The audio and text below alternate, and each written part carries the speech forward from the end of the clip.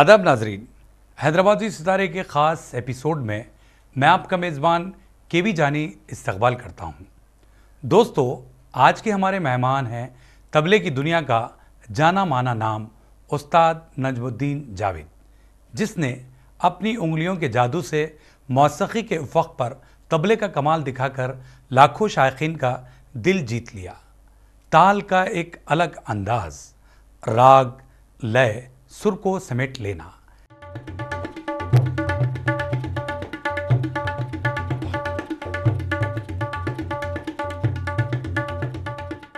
बचपन से ही घर में संगीत का माहौल मिला, जिसकी वजह से वो तबले के फ़न में दिलचस्पी और जुस्तजू ने 5 संगीत घरानों का बाज सीख कर न जाने कितने इवेंट्स में रंग बिखेरा है।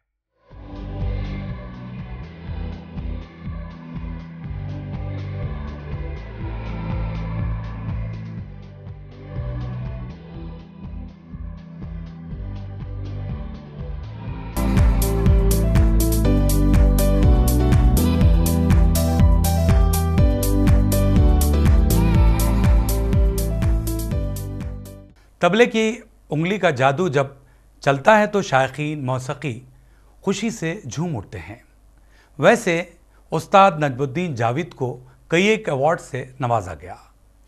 Top grade award ministry of information and broadcasting नई दिल्ली की जानिब से प्राइड ऑफ तेलंगाना अवार्ड के अलावा आकाशवाणी संगीत सम्मेलन ऑल इंडिया रेडियो हैदराबाद से सोलो परफॉर्म करने का भी इन्हें एजाज़ हासिल हुआ। इसके अलावा इन्होंने कई एक एल्बम्स को मौसीकी की धुनों से सजाया और वो बॉबी जासूस, गुल्लू दादा रिटर्न्स जैसी फिल्मों को भी मौसीकी फराहम की। तो आइए नाजरीन, आपके रूबरू करवाते हैं तबले की थिरकती तालों के साथ उस्ताद नजमुद्दीन जावेद को।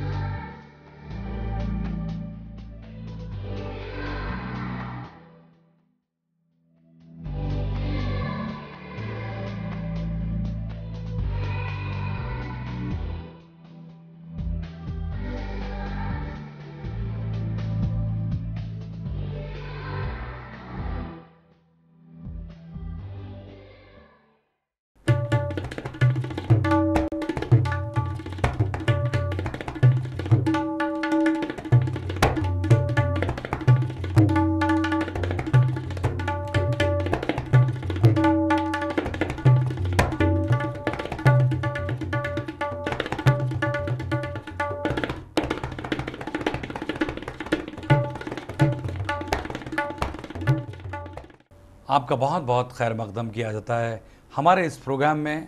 बड़ी खुशी हो रही है उस्ताद नजमुद्दीन जावेद साहब जी, आज आप हमारे लिए वक्त निकाला और आपकी दिल की बातें और अपनी ज़िंदगी से जुड़ी और फ़न के बारे में आज हमारे ऑडियंस को आप बताएंगे। सबसे पहले मैं सियासत टीवी के तमाम देखने वालों को आदाब कहता हूं और मेरे बारे में आज कुछ बताने का मौका मिला है तो आपसे शेयर करूंगा जी। शुरुआत हम यूं करेंगे उस्ताद नजमुद्दीन जावेद साहब, जब हम पिछले दौर को देखते हैं तो आपने हर बड़े गज़ल सिंगर के साथ और हर बड़े क्लासिकल म्यूज़िक में आप अपने तबले का कमाल दिखाया और लोगों से दाद पाई जी। दौर के हिसाब से बहुत सारी तब्दीलियां आई हैं जी। आप इसको किस तरह देखते हैं? देखिए जनाब, मौसीकी जो है वो 4-5 हज़ार साल पुराना हमारा हेरिटेज है इंडियन क्लासिकल म्यूज़िक का। तो हर दौर में इसमें मॉडिफिकेशन हुआ है, डेवलपमेंट हुआ है। हर उस्ताद अपने अपने हिसाब से सोच के उसमें नई नई इजाज़त किया है। तब्दीलियाँ ज़रूर आई है क्योंकि आप देखिए इनका जो इंडियन क्लासिकल म्यूज़िक था 4,000-5,000 साल पुराना, ध्रुपद धमार वो उसका नाम था, ध्रुपद धमार गायकी, वो अब नहीं रहा। वो टाइम के साथ बदलते बदलते उसमें इन्वेंशन होते गए, मॉडिफिकेशन होते गए। तो उसके बाद ख़याल गायकी आई, ख़याल के बाद तराना आया, तो ऐसे उसके फॉर्मेट चेंज होते गए, तब्दीलियाँ आती गई उसमें। तो मैं समझता हूँ ये ज़माने के हिसाब से ज़रूरी है कि आप हर दौर में लोगों को अगर आप म्यूज़िक से खुश करना है आपको, क्योंकि म्यूज़िक एक प्लेजर के लिए आदमी सुनता है, जहनी सुकून के लिए। अगर उससे उसको जहनी सुकून मिलता है तो वो म्यूज़िक कामयाब म्यूज़िक समझता हूँ मैं। तो हर दौर में म्यूज़िक का बदलना ज़रूरी है, उसमें कोई ख़बात नहीं है, लेकिन अच्छा से म्यूज़िक पेश किया जाए, सुरीला म्यूज़िक जो लोगों के दिलों पे असर करे, वही म्यूज़िक है। चलिए अच्छी बात है, लेकिन एक बात है उस्ताद नजमुद्दीन जावेद साहब, वो ये कि तबले पर नए नए तजुर्बात किए जा रहे हैं जी जिस तरह हम जो देखते हैं कि वो है कि फ्यूजन का चलन बहुत ज़्यादा आम हो गया है। जी। ऐसे में आप अपने आप को किस तरह पेश करना चाहेंगे? जैसे मैंने अभी बताया कि नए दौर के साथ चलना अगर है आपको, तो तब्दीली को आपको एक्सेप्ट करना पड़ेगा। वो इसलिए कि आप इंसान की फितरत है कि एक चीज़ से बहुत दिन तक वो जुड़ा नहीं रहता है, उसको तब्दीली चाहिए, ह्यूमन नेचर है। आप कपड़े भी पहनेंगे तो कुछ टाइम कुर्ता पैजामा पहनेंगे, कभी आप सूट पहनेंगे, कभी शेरवानी पहनेंगे। तो इंसान की फितरत में है कि तब्दीली, आप रोज़ एक डिश घर में नहीं खाते, कभी सब्ज़ी बन गई, कभी कुछ और। तो इंसान की फितरत ये है कि म्यूज़िक में भी वो चाहता है कुछ चेंज मिले, चेंज उसको दिखे। तो फ्यूजन का जो लफ्ज़ है, ये फ्यूजन इंग्लिश वर्ड है, तो इसको हम 3-4 स्टाइल को एक जगह जोड़ते हैं, मैशअप करते हैं। इसका मतलब यही है कि आप एक स्टाइल, दूसरे स्टाइल, तीसरे स्टाइल, तीनों को जब जोड़ के आप म्यूज़िक बनती है, फॉर्म होती है, इट्स कॉल्ड फ्यूजन म्यूज़िक। तो आज के दौर में नौजवानों को अगर हमको लुभाना है, म्यूज़िक से इम्प्रेस करना है, उन तक पहुंचना है, तो क्लासिकल म्यूज़िक थोड़ा हेवी हो जाता है उनके लिए, क्योंकि क्योंकि क्लासिकल म्यूज़िक को आपको 15-20 साल तो सुनने का तजुर्बा चाहिए आपको, तब जाके आप समझ पाएंगे कि म्यूज़िक है क्या। क्योंकि क्लासिकल म्यूज़िक टफ है। आम ये जो लेमैन है, आम जो पब्लिक है, उनको ये चाहिए कि म्यूज़िक सुने और थोड़ा सा खुशी हो जाए, प्लेजर मिल जाए, हैप्पीनेस हो जाए और बस चले। तो इस लिहाज से कुछ लोगों ने, हम भी किए हैं वो फ्यूजन का एक्सपीरियंस। हैदराबाद में सबसे पहले फ्यूजन ग्रुप मेरा ही स्टार्ट हुआ था 2000 में। फ्यूजन म्यूज़िक क्या है, तो अब देखिए वेस्टर्न एक स्टाइल है, ऐसा गिटार बज रहा है, कीबोर्ड बज रहा है, ड्रम सेट बज रहा है, सैक्सोफोन है। तो ये म्यूज़िक उनका स्टाइल ले लिया और अपना नॉर्थ इंडियन म्यूज़िक है, सारंगी हो गई, सितार हो गया, तबला हो गया। इसको हम फिर साउथ इंडियन से लेते हैं, हम वीणा है, वायलिन है, घटम है, मृदंगम है। तो ऐसे 15-20 इंस्ट्रूमेंट को हम मिला के एक कंपोजिशन करते हैं इसकी। वो कंपोजिशन बेस रागा बेस रहती है, इंडियन राग बेस। वेस्टर्न जो कॉर्ड होता है उनको, वो कॉर्ड को राग बोलते हैं वो लोग, कॉर्ड का कॉम्बिनेशन होता है। फिर साउथ इंडियन में भी राग होते हैं। तो इस लिहाज से जैसा राग यमन ले लिए हम लोग, तो हमारा इंडियन म्यूज़िक में उसका या राग यमन है, साउथ इंडियन में कल्याणी है उसका नाम, स्वर एक ही है, नाम अलग है। वेस्टर्न म्यूज़िक पे उसको मेजर स्केल बोलते हैं। तो ये तीनों को मिला के हम लोग ये कंपोजिशन करके साथ में रिहर्सल करते हैं और परफॉर्म करते हैं स्टेज पे। तो वो सुनने में बहुत अच्छा लगता है। तीनों स्टाइल एक जगह होके जब आते हैं, मैशअप होते हैं, तो सुनने में एक नयापन आता है।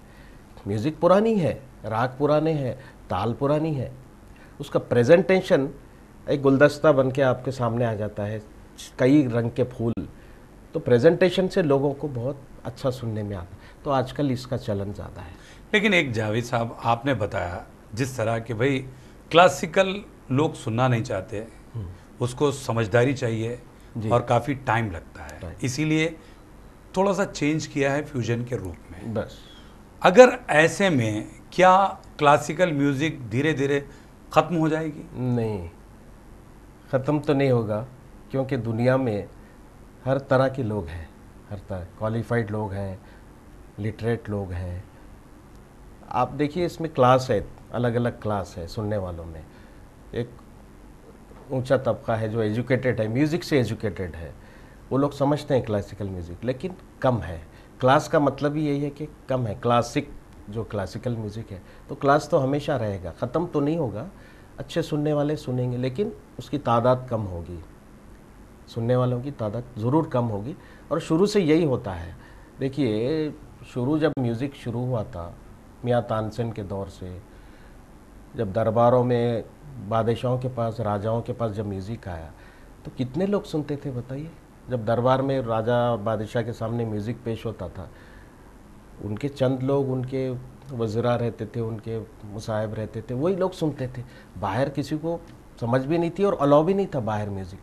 तो महलों तक, राजा रजवाड़ों तक महदूद था। जी अच्छा। तो जब तो और कम था सुनने वालों का तादाद, ओके। और कम थी। अभी जब पब्लिक में आ गया है तो अभी ज़्यादा है हिसाब से, हमारे लिए बहुत ज़्यादा है। अच्छा, एक चीज़ ये है कि आप तबले पर संगत करते हैं जी। तो बुनियादी सवाल मैं जानना चाह रहा था, वो ये कि तबले की ईजाद कब और कहाँ हुई? हाँ, ये अच्छा सवाल किया आप जनाब।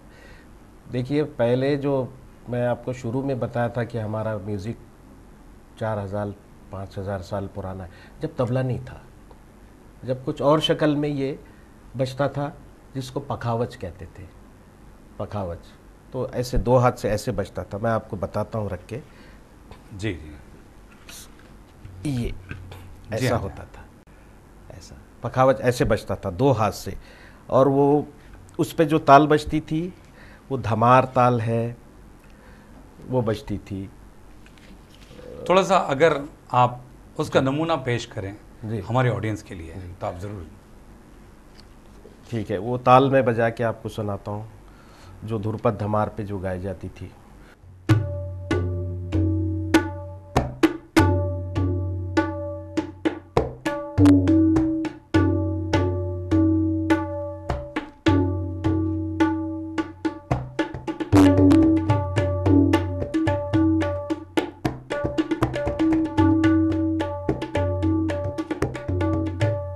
तो ये आपको ये ताल बजती थी, इस पे गाना होता था।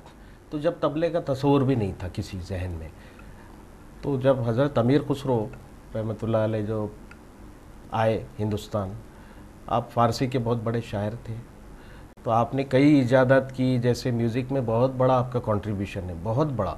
आज जितना आप म्यूज़िक सुन रहे हैं, क्लासिकल म्यूज़िक, ख़याल हो गया, ठुमरी हो गई, दादरा हो गया, तराना हो गया, सूफ़ी कलाम हो गया, तो आप ही की ईजाद है। आपने पूरा इंडियन क्लासिकल म्यूज़िक का पूरा आपने सीन बदल दिया, पूरा पूरा आपका तस्वुर आपका बदल दिए। तो उन्होंने चाहा कि तबला इसीलिए तस्वुर में आए जब गाना ख्याल जब बदला, आपका ख्याल गायकी जब आ गई, ध्रुपद धमार से ख्याल में जब आ गए हम लोग। क्योंकि देखो, आप गायकी अगर मॉडिफाई हुई है, तब्दीली है, तो साज भी होना चाहिए उसके साथ संगत के लिए। साज अगर ना हो तो फिर मैच नहीं होगा। सही बात है। तो जो साज बने थे वो गायकी के हिसाब से हाँ, मैच। अब ख्याल गायकी जब आ गई तो ख्याल का मतलब तस्वुर है, तस्वुर है। राग का तस्वुर करके फनकार उसको पेश करता है। तो उनको ये लगा कि इसमें बहुत नाजुक, डेलिकेट, नफीस इंस्ट्रूमेंट बजे, ना कि ऐसे खुला हाथ का। जब खुला हाथ बजता था, जैसा मैं अभी आपको बताया, बिल्कुल अभी बजाया था। हाँ, तो हाथ से नहीं, उन्होंने उंगलियों से बजाना शुरू करा तबला। उन्होंने बताया कि ये नफीस नज़ाकत वाला बात चाहिए हमको, तो उंगलियों से फिर उन्होंने बजाने की कोशिश की। तब उंगलियों से बजाना है तो ऐसे आप बजा नहीं सकते। सही बात है। तो उन्होंने क्या, इसको काटा। जब ये ऐसा था तो उसको, ये पखावज है समझिए, जी अच्छा, बीच में से 2 टुकड़े किए। तबला पखावज का बच्चा है और इसकी माँ पखावज है। अच्छा, आसान लफ्ज़ों में उसी को 2 टुकड़े करके इन्होंने तबले का रूप दिया। अलग अलग करके इसको जुदा किया। जब तक इसका नाम नहीं था, फिर जुदा करने के बाद सोचे अब क्या नाम रखेंगे। एक नया म्यूज़िक इंस्ट्रूमेंट का इवोल्यूशन हो गया, पैदा हो गया। तो बोले एक अरब एक लफ्ज़ है, तबल करके एक इंस्ट्रूमेंट है अरब में, वो अच्छा, बजता है तबल। अच्छा, तो इन्होंने बोला वही इन्फ्लुएंस से इसका नाम तबला रखेंगे। तबला रख के फिर उस्तादों को बुलाए जो पखावज के थे। बोले एक मैं नया इंस्ट्रूमेंट ईजाद किया, आप लोग देखिए, इस पर कोशिश करिए बजाने की। तो उस्ताद लोगों ने फिर उस पर अपना अपना टैलेंट तबा आजमाई की, टैलेंट आजमा के जो पखावज के बोलते इस पे बजाना शुरू किए। तो वो उंगलियों से बजाने लगे, ऐसा खुला नहीं, ऐसा नहीं, ऐसा बजाए। अब देखिए आप, इसमें नज़ाकत आ गई, नज़ाकत आ गई, फाइनेस्ट साउंड हो गया इसका। तो इसलिए तबला जब वजूद में आया, जब से तबला फिर मौसीकी की एक नई ईजाद हुई। नई ईजाद, और ज़मीन बोलेंगे, म्यूज़िक की ज़मीन तबले पे। आपको हर चीज़ तबले के बगैर अधूरी है। आपको यानी आपको ताल है ये, ताल है, ज़मीन बन गई हाँ, आपकी गाने की, उसके ऊपर आप गाना गाइए, बिल्कुल। ऐसे हो। चलिए मैं चाहता हूँ कि कुछ ताल के मात्रे बताइए जी। हमारे ऑडियंस के लिए। ताल तो कई है, देखिए जैसे 3 ताल है, झपताल झपताल है, है। रूपक है, एक ताल है, तेवड़ा ताल है। तो कुछ नमूने अगर हमारे ऑडियंस को लिए अच्छा। आप अपने फन के जरिए जी बता सकते मैं बताता हूँ आपको। अब 3 ताल जो है वो देखिए 16 मात्रे की ताल है। उसके बोल है धा धिन दिन धा धिन दिन धा तिन तिन ता धिन दिन धा।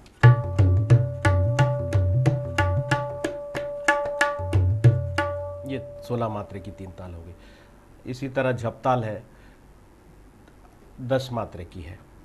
इसका धी ना धी ना ती ना धी ना, ये झपताल हो गई। इसी तरह रूपक है, ये नाम इसलिए रखा गया है कि आपको पहचानो कि कितने मात्रे की कौन सी ताल है। जैसे हम लोग किसी शख्स को बुलाने के लिए नाम लेते हैं कि फ़लाँ साहब इधर आइए, तो अब कोई गवैया है वो तबले वाले को अगर बोला ये रूपक बजाइए, तो वो समझ जाएगा कि 7 मात्रे की 7 ताल है, मात्रे रूपक है, वो सीखा हुआ होता है। जैसा ती ना धी ना 1 2 3 4 5 6 7, ये 7 मात्रे की ताल है।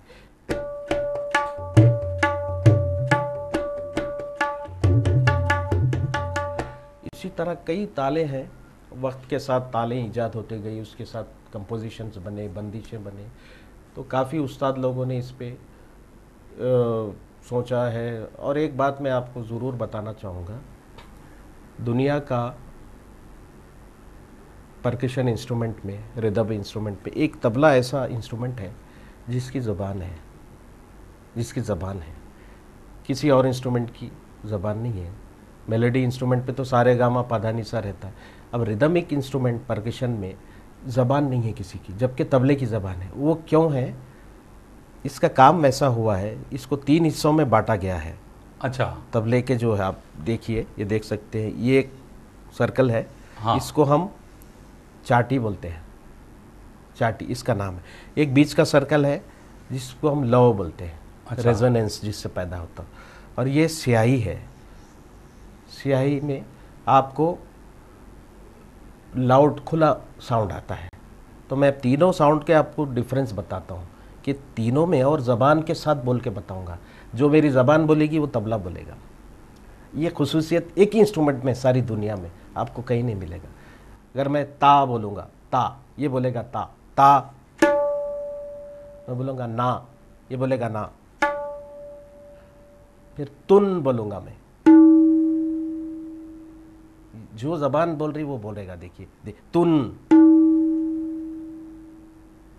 तुन तुन नाना नाना, तुन तुन नाना नाना, कत ता कत्ता, कत्ता, तक तक ता, तक तक तक, तक तक तक तक। आप सुन सकते, महसूस कर बिल्कुल सकते बिल्कुल हैं, महसूस कर रहा हूँ मैं। जो और जबान है इसकी वो बोल रहा है। ये तेरे किट धा, तेरे किट तकता, धातु ना था, धीरे धीरे धीरे धीरे किट तक, किट तकता, थुन थुन नाना नाना। तो ये खास बात होने से ये दिलों को इतना छू लेने वाला साज है, हर दिल अजीज साज हो गया है। इसलिए साज की खूबसूरती ये है कि जो आप ज़बान इसमें लिखते हैं, इसको आप सुनने में वही महसूस करते हैं। ये खुसूसियत है ये साज। बिल्कुल। अच्छा जावेद साहब, जब आप इतना सारा फ़न सीखा है जी, तो मैं ये जानना चाह रहा था कि तबले की तालीम आपने किससे हासिल की? तबले की तालीम शुरुआत मेरी घर से ही हुई है। अच्छा। मेरे वालिद मोहम्मद वज़ीर साहब जो ऑल इंडिया रेडियो के आर्टिस्ट रहे हैं, स्टाफ आर्टिस्ट, अच्छा। तो वो गाते भी थे, तबला भी बजाते थे। उनकी तालीम उस्ताद बड़े ग़ुलाम अली ख़ान साहब से हुई थी। अच्छा जी, तो उन्होंने मेरे हाथ रखवाया, मेरा शौक़ देख के बोले ठीक है आप तबला सीखो। बहुत शौक़ था मुझे, जुनून की हद तक, रिदम था मेरे पूरी बॉडी में, जैसे आप बोल सकते हैं, एक दीवानापन था। स्कूल में मैं टेबल बजाता था, घर में बजाता था, कहीं भी जहाँ मौका मिला बजा देता था। तो एक दिन देखे वाले साहब बोले क्या है तुमको शौक़ है? बोला बिल्कुल। तो ठीक है इसको सीखो। फिर हाथ रखाए, तालीम दिए, फिर ऐसे ही बस शुरुआत हो गई। वो गाते थे, वो चाहते थे कि मैं गाना गाऊं। अच्छा, तो मतलब आपको सिंगर बनाना हाँ, चाहते थे? वो हर कोई चाहता है कि अपना सब्जेक्ट चले, लेकिन मेरा ज़्यादा रुझान रुझान तबले की तरफ था। हाँ, आप तो रिदम था मेरे अंदर। तो बोले ठीक है रिदम करो। और गाना भी मुझे रागनी सिखाया उन्होंने। तो उस वजह से मैं इसके साथ कंपोज़र भी बन गया हूँ, कंपोजिशन की लाइन में बिल्कुल भी आ बिल्कुल। गया। तो अपने जज्बात को कंपोजिशन के थ्रू मैं पूरा कर रहे पूरा हैं। करता हूँ। अच्छा, लेकिन एक बात है नजमुद्दीन जावेद साहब, जी। हम बात करें तबले की तो आपके जो घराने की, क्योंकि आपके घराने से आपने ये तबला सीखा है, जी। तो आपके घराने का ताल्लुक़ कहाँ से रहा है? अब देखिए, गाने का, गायकी का ताल्लुक़ है घराने से, तबले का कम है। तो जब तक वालिद साहब सीखा, बाद में फिर मैं एडवांस तालीम के लिए उस्ताद शेख दाऊद साहब, अच्छा। वो भी ऑल इंडिया रेडियो के स्टाफ थे। अच्छा। तो उनसे, मेरे वालिद के अच्छे दोस्त थे, तो बोले कि बच्चा को सिखाना है आपको, तो बोले कभी भी भेज दीजिए। उनसे मैं तालीम लिया फिर, और अलग अलग घरानों की तालीम। अच्छा। क्योंकि 5 घराने हैं तबले में। अच्छा।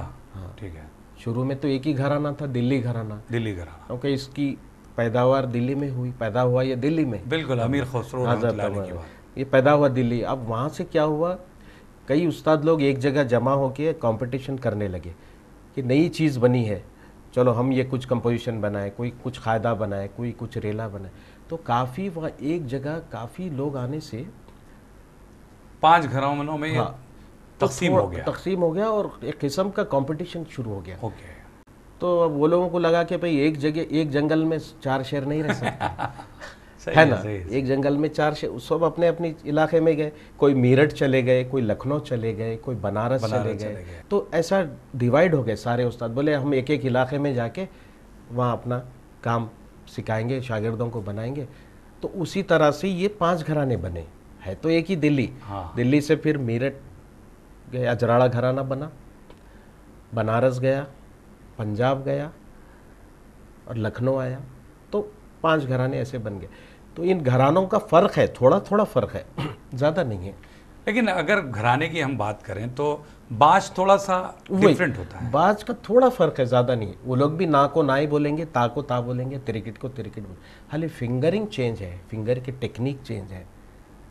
अपने अपने हिसाब से हाँ। इन्होंने उसको ढाला है। हाँ, फिंगर की टेक्निक चेंज है। जैसा दिल्ली वाले हैं, दिल्ली घराना, वो लोग ये चार्ट का इस्तेमाल ज़्यादा करते हैं, चार्ट पे बजाते हैं ज़्यादा।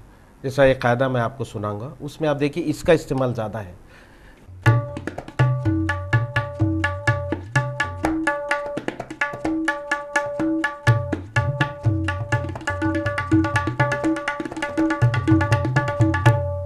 अब ये चार्ट का इस्तेमाल ज़्यादा हो गया। अब पूरब जो लखनऊ, फ़र्रुखाबाद जो घराने हैं, जब उधर गया ये, तो वो लोग बोले हम उनसे कुछ अलग करेंगे, उन जैसा नहीं करेंगे। तो वो भी उस्ताद थे, बिल्कुल बिल्कुल। कुछ अलग करें, अपनी इनफरादियत, इंडिविजुअलिटी। तो वो बोले हम धा यहाँ नहीं, यहाँ बजाएंगे, लव में अच्छा। यहाँ बजाएंगे।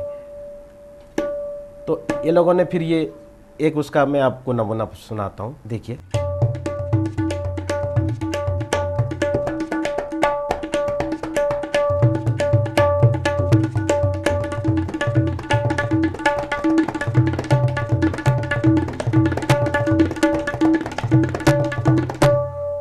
तो ये लोगों ने हाँ, धा को यहाँ की जगह यहाँ यूज़ किया।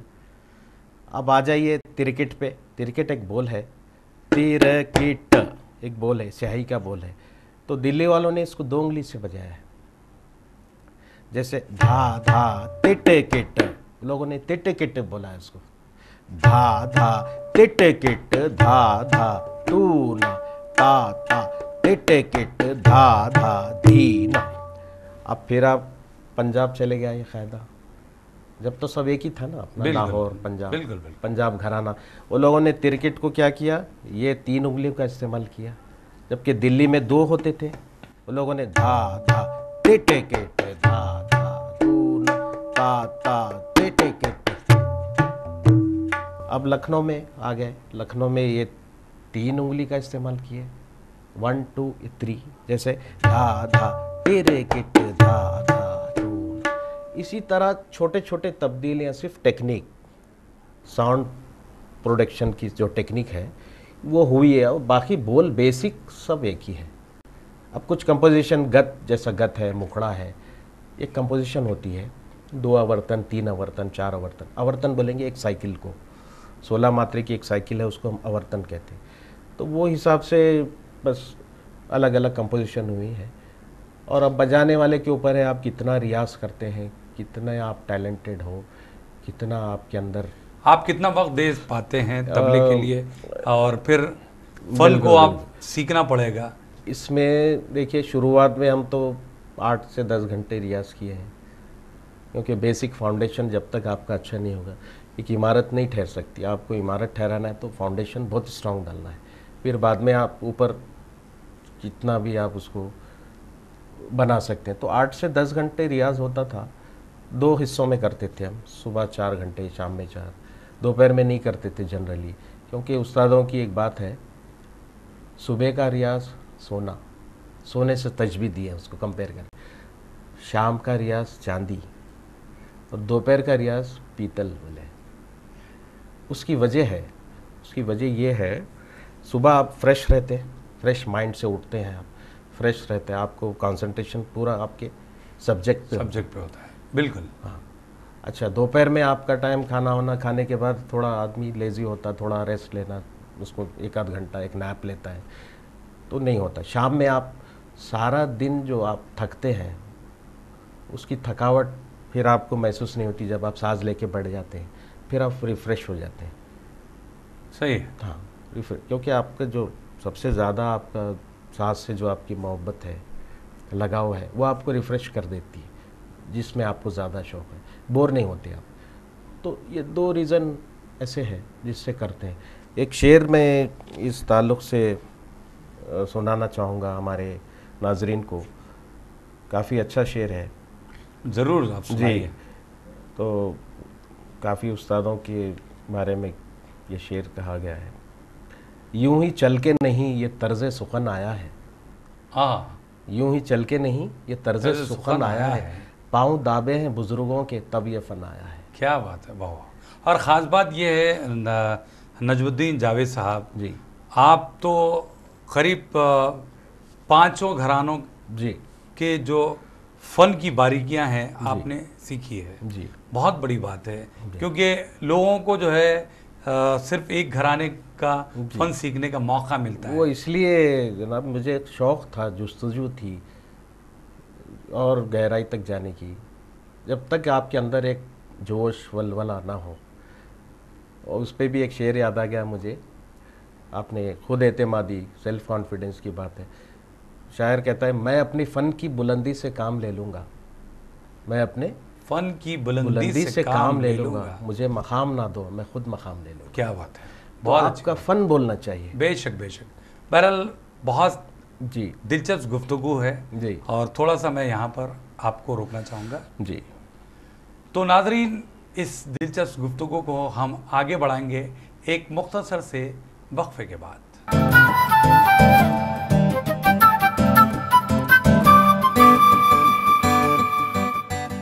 नाजरीन, सियासत टीवी की ताज़ा तरीन ख़बरें, मुशायरे, मजहबी प्रोग्राम्स और दीगर तफरीही प्रोग्राम्स देखने के लिए आप हमारा मोबाइल ऐप प्ले स्टोर से डाउनलोड कर सकते हैं। इसके अलावा यूट्यूब और फेसबुक पर आप सियासत टीवी का रास्त टेलीकास्ट भी देख सकते हैं। यूट्यूब पर सियासत टीवी सब्सक्राइब करें और बेल आइकॉन पर क्लिक करें ताकि नए वीडियोस आप तक फौरी तौर पर पहुंच सकें।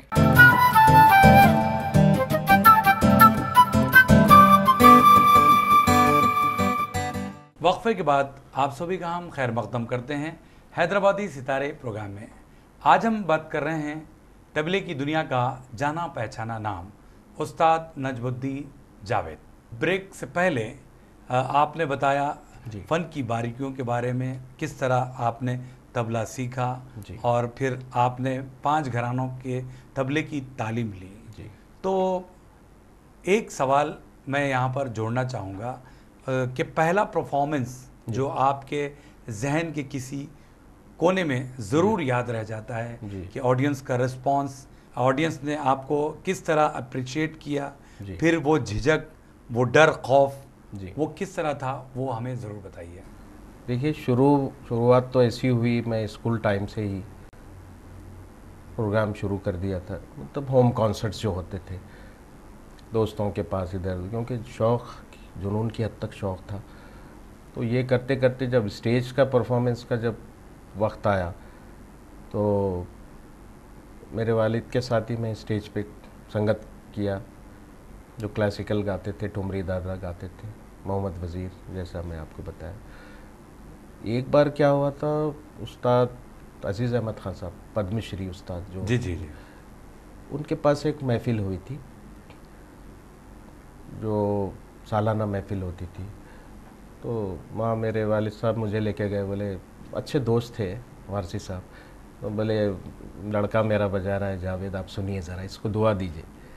ठीक है, बहुत छोटा था मैं, तो ठीक है बजाओ बेटा, बोले। मैं बजाया, वालिद साहब गाए, फिर वो ख़ुद गाए, वारसी साहब क्लासिकल गाते थे, वो बहुत अच्छे, तो तानरस घराने से ताल्लुक़ था उनका, तो काफ़ी अच्छा गाए। तो मैं बजाया, तो उस टाइम में मुझे 50 रुपये निकाल के उन्होंने नज़र दिए। उस टाइम में, बहुत, आपको करीब 40-45 साल पुरानी बात बोल रहा हूँ, 50 रुपये निकाल के दिए, बेटा ये दूध पियो तुम, बहुत अच्छा बजाए। मतलब मेरे दिल को लगा आपका बाज। तो वहाँ से मुझे इनकरेजमेंट काफ़ी मिला। बस ऐसे ही उसके बाद सिलसिला हो गया, लोग मिलते गए और कारवां बनता गया। तो मैं चाहता हूँ कि वो पहला जो परफॉर्मेंस था जी, उसमें क्या बाज आपने वहाँ पर सुनाया था जी, वो हमारे ऑडियंस के लिए ज़रूर शेयर करें। जी, वो ठुमरी गाए थे। जी बिल्कुल, वालिद साहब भी ठुमरी गाए थे। तो वो झलक, तो, हाँ, ठुमरी का ठेका अलग होता है, जिसको चाचर कहते हैं, 14 मात्रे की होती है वो चाचर, वो आपको सुनाता हूँ।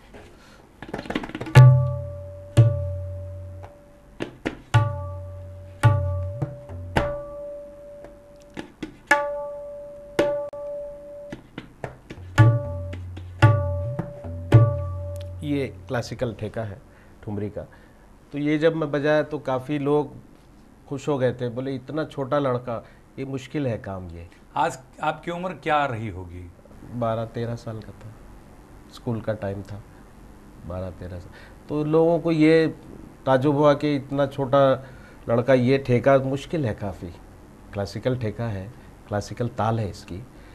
अब ठीक है, फिल्मी गाने वो तो कोई भी बजा लेता है ऐसे ऐसे। तो मेरी शुरुआत ही बेसिक क्लासिकल से हो गई, तो फाउंडेशन बहुत अच्छा होने से आगे जाके ये क्लासिकल म्यूज़िक क्या है, आपको एक झाड़ का तना है, ट्रंक है, शाखें जो है वो गज़ल है, गीत है, भजन है, ठुमरी है, दादरा है, सब उसकी शाखें, ब्रांचेस हैं। वो जब आप बेस अगर पक्का कर लेंगे तो उसमें आसानी हो जाएगी आपको। ये बात तो है। ये बात। जावेद साहब, एक सवाल मैं जोड़ना चाहूँगा, इंटरनेशनल टूर्स की हम बात करें तो आपने कहाँ कहाँ परफॉर्म किया और किन फनकारों के साथ? देखिए, मेरा पहला टूर था तलत भाई के साथ, तलत अजीज़, सुधा मल्होत्रा जी के साथ, कुवैत का टूर था। फिर वहाँ से हम मस्कत गए, बहरीन गए, फिर बाद में मुख्तलिफ़ फ़नकारों के साथ मेरे टूर हुए, मलेशिया, सिंगापुर, काफ़ी मुल्क, काफ़ी टूर हुए हैं। बहुत अच्छा एक्सपीरियंस है, ग़ुलाम अली साहब के साथ भी हुआ है, तो काफ़ी अच्छा है। जिस तरह आपने बताया जावेद साहब के ग़ुलाम अली साहब, या फिर हम बात करें कि मेहदी हसन साहब, जी, तलत अजीज़ साहब, या फिर पंकज उदास या हरिहरन, बहुत सारे आर्टिस्टों के साथ आपने अपने तबले का कमाल दिखाया। जी। तो एक सवाल मैं यहाँ पर जोड़ना चाहूँगा, वो ये कि जब इन फनकारों के साथ आपने तबले का कमाल बताया या तबला बजा रहे थे, किसके साथ बहुत ज़्यादा हेजिटेशन हुआ या घबराहट महसूस हुई? क्योंकि आप पहली मर्तबा इन बड़े फनकारों के साथ अपने तबले का कमाल बता रहे थे। इसमें 2 बार मुझे हुआ जनाब। पहली बार उस्ताद मेहदी हसन साहब के साथ, मैं बॉम्बे में रहता था जब, तो आए हुए थे, तो उनके साथ जब रिहर्सल में हम बैठे, प्रोग्राम से पहले रिहर्सल हुई, तो वो मुझे देखे बोले, इतना छोटा लड़का, ये आपको बता रहा हूँ मैं 1990 की बात। अच्छा, 90 की बात। 32 साल पहले। जी जी। तो इतना छोटा मेरे साथ बजाएगा। तो जो साहब मुझे मिलाने लेकर गए थे, वो बोले आप एक बार सुन लीजिए, आप खुद फैसला कर लीजिए। तो उनकी जो शख्सियत थी, जो नाम, जो दबदबा था, तो सारी दुनिया जानती छाया हुआ था। तो नेचुरल है, मेरा थोड़ा झिझकना नेचुरल है। मैं बहुत छोटा था उम्र में, और जब बैठे हम, मेरे साथ उस्ताद सुल्तान खां साहब सारंगी पे, उस्ताद भूरे खां साहब हारमोनियम पे, पूरे दिग्गज लोग, पूरे बड़े बड़े, और मेरे से 3 गुना उम्र में ज़्यादा। सही बात। मैं जब 18 साल था, वो लोग 60 बरस के थे। तो नेचुरल है, होगा। लेकिन शुरुआत में थोड़ा हुआ, बाद में फिर जब उनकी दाद और उनका हौसला अफजाई मुझे मिली, ऑडियंस में बड़े बड़े लोग थे, सारे बम्बई के फनकार थे, जगजीत सिंह साहब, हरिहरन साहब, पंकज उदास साहब, और फिल्म एक्टर्स भी थे काफ़ी। तो उन लोगों की जब दाद मिली मुझे, तो मुझे लगा कि ठीक रास्ते पे चल रहा हूँ मैं, ठीक है। तो कॉन्फिडेंस लेवल थोड़ा बढ़ता गया। बढ़ने के बाद फिर आपको मालूम है, आदमी अपना पूरा टैलेंट फिर निकाल सकता है, ऐसे होगा। और एक दूसरी बार हुआ, पंडित बिरजू महाराज, जो कथक के पद्म विभूषण थे, वो हैदराबाद आए थे, टूरिज़्म डिपार्टमेंट का प्रोग्राम था, तो मुझे वहीं से बुक कर दिया गया था कि आपको बजाना है। अब वो डांस का मामला है, डांस बहुत कठिन होता है, डांस बजाना बहुत मुश्किल है। जब तक आप रिहर्सल ना करें, उसके साथ अंडरस्टैंडिंग नहीं हुई, क्योंकि उसमें लफ्ज़ नहीं होते, उनके पैर चलते हैं, हमारा हाथ चलता है, हाथ और पैर का कॉम्बिनेशन होना है। तो वहाँ थोड़ा मुझे लगा, तो बोले पंडित जी, बोले जावेद आप फिक्र मत करो, स्टेज पे आप देख लेंगे, आपके अंदर रूह है, आप स्टेज पे बजा लेंगे, मुझे भरोसा है। तो फिर मैं बोला, पंडित जी आप थोड़ा एक बार मुंह से पढ़ देना, आप क्या करने वाले हैं, क्या कंपोजिशन पैर से, तो मुझे वो हिंट मिल जाएगा, मैं कर लूँगा। तो इतना अच्छा माशाल्लाह वो प्रोग्राम हुआ मालिक के करम से। तो काफ़ी उन्होंने मेरे बारे में बोला है, फिर माइक लेके बोले, आज पहली बार हमारे साथ आपके शहर के नौजवान कम उम्र फनकार बजा रहे हैं, तो हमारी जुगलबंदी एकदम सुनिए आप, बिल्कुल मैं इनके लिए दुआ करता हूँ कि इनका फ्यूचर अच्छा हो। काफ़ी बोले मेरे बारे, तो वो उससे और हौसला बढ़ गया है, कॉन्फिडेंस लेवल बढ़ा है। जब तक सीनियर लोगों का आपको इनकरेजमेंट नहीं मिला, तो नई पीढ़ी आगे नहीं आ सकती, ज़रूरी है वो आपको। आपने बताया कि नई पीढ़ी जी, जो आज इस तबले को या क्लासिकल को धीरे धीरे भूलती जा रही है, तो हम नई नई तब्दीलियां लेकर आ रहे हैं। तो अगर तबले को कायम रखना हो जी, तो हमें क्या करना चाहिए? आप जैसे उस्ताद जी, क्या कर रहे हैं तबले को लेकर? तो देखिए, मेरा तो स्कूल चलता है, मैं सिखाता हूँ, उस्ताद नजमुद्दीन जादवी एकेडमी ऑफ म्यूज़िक है मेरी, मैं चला रहा हूँ, काफ़ी टाइम से सिखा रहा हूँ बच्चों को। मेरे शागिर्द काफ़ी है शहर में, रविकांत है, हरजीत सिंह है, काफ़ी कई नाम हैं, कुछ लड़कियाँ भी सीखे हैं मुझसे। तो इसमें एक बात मैं आपको बताऊँ, जब तक आप के पीछे encouragement in the sense financial, हर आदमी को भूख लगती है, हर आदमी को रोटी चाहिए, तो अगर वो ये प्रोफेशन बना रहा है तो इसके ज़रिए उसका ब्रेड एंड बटर चलना चाहिए, ये ज़रूरी है। आपका जो भी प्रोफेशन है उससे आपका घर चलना चाहिए। लेकिन अनफॉर्चुनेटली क्या हो गया, म्यूज़िक में गवर्नमेंट की सरपरस्ती नहीं रही। पहले राजा बादशाह लोग आर्टिस्ट को अपने महल में रखते थे, कोर्ट म्यूजिशियन का उसको लक़ब देके उसको खाना पीना सब कुछ मुहैया करते थे, आप सिर्फ गाना गाइए। तो आज का दौर नहीं है वो। आज एक आदमी अपने घर चलाने के लिए प्रोग्राम करा तो ही घर चला, प्रोग्राम नहीं है तो क्या करेगा वो। तो इसी वजह से नौजवान लोग इससे दूर हो रहे हैं। इसमें आपको एश्योरेंस नहीं है कि आपको इसमें फिक्स्ड कुछ इनकम होगी, ये एक सबसे बड़ा इसका एक बैकड्रॉ है ये। नहीं, लेकिन एक बात है जावेद साहब, जब आपने ये जिक्र किया कि भाई इससे हमारी रोटी रोज़ी जुड़ नहीं सकती अगर हम, लेकिन जो नौजवान इससे जुड़ना चाहता है या तबला सीखना चाहता है तो उसको काफ़ी वक्त देना पड़ेगा। वक्त तो जब चाहिए। वक्त दे दिया उसके बाद इंश्योरेंस कोई नहीं दे सकता, या फिर कोई गारंटी नहीं हो सकती कि भाई ये तबले के ज़रिए आपका घर चलेगा या आप उतना नाम कमाएंगे या फिर आपको उतना पैसा मिलेगा, तब तो कोई नौजवान इससे जुड़ नहीं पाएगा। जो नौजवान जुड़ रहा है वो सिर्फ शौकिया तौर पर ही इसको रखता है। शौक से रख आप सकते क्या हैं। मानते हैं? शौक से रखना बुरी बात नहीं है। एज ए हॉबी आप म्यूज़िक रख सकते हैं। हर अंदर एक आदमी के अंदर एक सिंगर, एक म्यूजिशियन होता है जिसको हम बाथरूम सिंगर बोलते हैं। अब हम लोग के पास जब सीखते हैं तो बाकायदा ट्रेनिंग के साथ उसको पॉलिश करके, एक पत्थर है उसका पॉलिश करने से हीरा बनता है। हीरा भी पत्थर होता है पहले। तो इसमें एक चीज़ क्या है, म्यूज़िक, पुराने लोगों की कहावत है, म्यूज़िक दो लोगों को रास आया, एक बादशाह को, एक फ़कीर को। ये कहावत आज पूरी हो रही, क्योंकि अगर आप, एक लड़का 5 साल भी मेरे पास सीखा है तो अपनी ज़िंदगी के 5 साल बहुत कीमती वो मुझे दिया है, इस इंस्ट्रूमेंट को दिया। उसके बाद नेचुरल है कि वो उसका रिटर्न चाहेगा। अब बच्चा एक ग्रेजुएशन किया है, पोस्ट ग्रेजुएशन किया, उसके बाद उसका क्या रहता है नेक्स्ट स्टेप? कमाना है, अर्निंग है। उसको अगर वो ना मिले तो वो डिसअपॉइंट होगा, अपसेट होगा। तो इसमें रिस्क बहुत है म्यूज़िक में। बहुत 100 लड़के करते हैं, 1-2 निकलते हैं, बाकी सब छूट जाते हैं। एक चीज़ ये है कि आज के दौर में इंस्ट्रूमेंट बहुत कम लोग सीख रहे हैं जी। जितने नौजवान आते हैं या तो वो सिंगर बनना चाहते हैं या सूफ़ी सिंगर बनना चाहते हैं। क्यों? अपने आप को पेश करना अच्छा लगता है। सही। तो ऐसे में आप क्या कहेंगे? अगर ऐसा होता जाएगा तो शायद नौजवान पीछे रह जाएंगे, इंस्ट्रूमेंट सीखना नहीं चाहेंगे, या फिर ये क्या, आप क्या मानते हैं इसको? नहीं, ये अपना अपना शौक़ है। अगर आप किसी सिंगर, जिसको गाने का शौक़ जिसको है, उसको ज़बरदस्ती आप तबला दे के बोलेंगे बजाओ, नहीं हो। ये बाय नेचर इनहेरेंट रहता है, आपके अंदर होता है, इनबिल्ट होता है। अब मेरा जैसा शौक़ था, मेरे घर में गाते थे वालिद साहब, लेकिन मेरा रुझान, मेरा शौक़ तबले पे है। तो ये गॉड गिफ्ट है, देन है अल्लाह की। तो वो ख़त्म तो नहीं होगी, ये अलग अलग उसमें आएंगे, कोई भी ज़ुमरा कम नहीं होगा। देखिए आप, सारंगी इतना मुश्किल साज है, अभी 5-10 साल पहले ऐसा लग रहा था कि ख़त्म हो जाएगा वो, लेकिन अब माशाल्लाह कलकत्ते में, दिल्ली में इतने लड़के सीख रहे हैं। उनको गवर्नमेंट भी सपोर्ट कर रही है, स्कॉलरशिप दे रही है। तो ऐसे अगर गवर्नमेंट का, अगर बड़े लोगों का सपोर्ट हो जाए तो करने वाले बहुत है, टैलेंट बहुत है। तो उस्ताद लोगों की एक बात है, गाने वाले का गला देखते हैं, बजाने वाले का हाथ देखते हैं। तो ये आपके अंदर पहले से गॉड गिफ्टेड है, ये आपको होना चाहिए।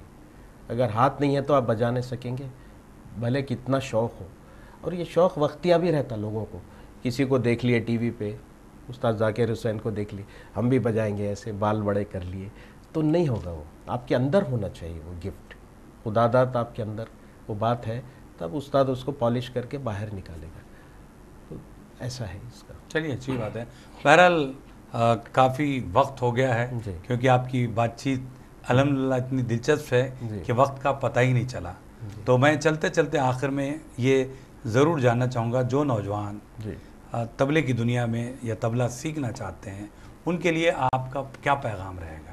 पैगाम यही है कि जिसको अगर शौक़ है, इससे प्यार है, इससे मोहब्बत है, तो वो सीखे और उस्तादों से सीखे और खूब मेहनत करे। अगर आप करते रहेंगे तो प्रोफेशन खुद बन जाएगा आपका, क्योंकि करता उस्ताद, ना करता शागिर्द, ये कहावत है। तो इस लिहाज से आप, शौक़ अगर है आपको तो पूरा सीखिए, ज़रूर करिए। एज ए हॉबी सीखिए, एज ए प्रोफेशन सीखिए, उसमें कोई ख़बात नहीं है। तो ये ज़रूर करिए आप लोग, छोड़िए मत, क्योंकि एक हमारा साज़ ख़त्म नहीं होना चाहिए। ये प्योरली इंडियन इंस्ट्रूमेंट है अपना, ये हिंदुस्तान का साज़ है, तो ये ख़त्म नहीं होना चाहिए। सही बात है जी। तो मैं म्यूज़िक भी कंपोज करता हूँ, जैसे बिल्कुल। जो आप म्यूज़िक कंपोज किए हैं जी, उस बारे में भी हमारे नाज़रीन को ज़रूर बताइए। अब जैसा मैं बताया था, घर में गाना था, तो राग रागनी काफ़ी सीखा हूँ मैं। तो अपना शौक़ जो है गाने का, मैं म्यूज़िक कंपोजिशन के ज़रिए उसको पूरा करता हूँ। तो मैं बॉम्बे में था काफ़ी टाइम, तो म्यूज़िक डायरेक्टर कल्याण जी भाई के पास काफ़ी रहा हूँ। तो उनसे ज़्यादा मुझे सीखने को मिला, टेक्निक, कंपोजिशन कैसी होती। काफ़ी एल्बम्स बनाया मैं, वो जाने जहाँ, दिल की नज़र से, गीत और गज़ल के एल्बम किया हूँ। कुछ फीचर, म्यूज़िकल फीचर्स में म्यूज़िक दिया हूँ, कुछ फिल्मों में भी कुछ गाने दिया हूँ। गुल्लू दादा रिटर्न्स में, बॉबी जासूस विद्या बालन की मूवी थी। तो अच्छा लगता है जैसे जैसे काम मिलते जाए, करे अपने अपने जज्बात को म्यूज़िक के थ्रू पेश करें। एक प्लेजर, एक खुशी मिलती है। सही बात। वैसे आपको बहुत सारे अवार्ड्स भी मिले हैं। जी हाँ, जी हाँ। उस बारे में भी हमारे नाज़रीन को बताइए। जी, मुझे अवार्ड मिला है ministry of information and broadcasting new Delhi से, टॉप ग्रेड तबला नवाज प्राइड ऑफ तेलंगाना का अवार्ड मिला है, 2014 में मिला है। तो कई काफ़ी अवार्ड मिले हैं, कई सिलसिला ऐसे ही जारी है। तो खुशी होती है कि अपनी करनी चीज़ हो ये कुछ। सही बात है। हाँ नहीं, आपने काफ़ी मेहनत भी की जी है जी जी। और अल्हम्दुलिल्लाह काफ़ी ये वक्त भी ये मालिक दे रहे हैं। ये मालिक का करम है, बुजुर्गों की दुआ है, बेशक। आप जैसे चाहने वालों की हौसला अफजाई है। बस सफ़र चल रहा है, देखिए बिल्कुल इंशाअल्लाह। बिल्कुल। सफ़र यूं ही जारी रहे। बिल्कुल। आप सफ़र लोगों में को- धूप तो होगी, जो चल सको तो चलो, सभी हैं भीड़ में, तुम भी निकल सको तो चलो। क्या बात है। जी। मेरा आपका बहुत बहुत शुक्रिया, आप आए, इतना वक्त दिया, जी। बहुत अच्छी अच्छी बातें बताई। जी, मैं मेरी तरफ से सियासत टीवी की सारी टीम को और जानी साहब को बहुत शुक्रिया कहता हूं, जिन्होंने मुझे आपके सामने आकर कुछ बातें शेयर करने का मौका दिया। शुक्रिया, आदाब। तो नाजरीन, आज के लिए इतना ही। ऐसे ही सितारों के साथ आपकी और हमारी मुलाकात होगी हैदराबादी सितारे प्रोग्राम में।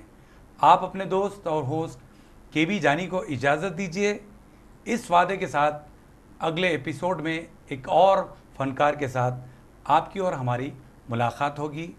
तो नाजरीन, वक्त इस बात की इजाज़त नहीं देता कि और भी बहुत सारी बातें हम करें नजमुद्दीन जावेद साहब से। तो अब हम सुनेंगे तबले के कुछ नायाब रंग नजमुद्दीन जावेद साहब से। आप अपने दोस्त और होस्ट केबी जानी को इजाज़त दीजिए। अल्लाह हाफिज़।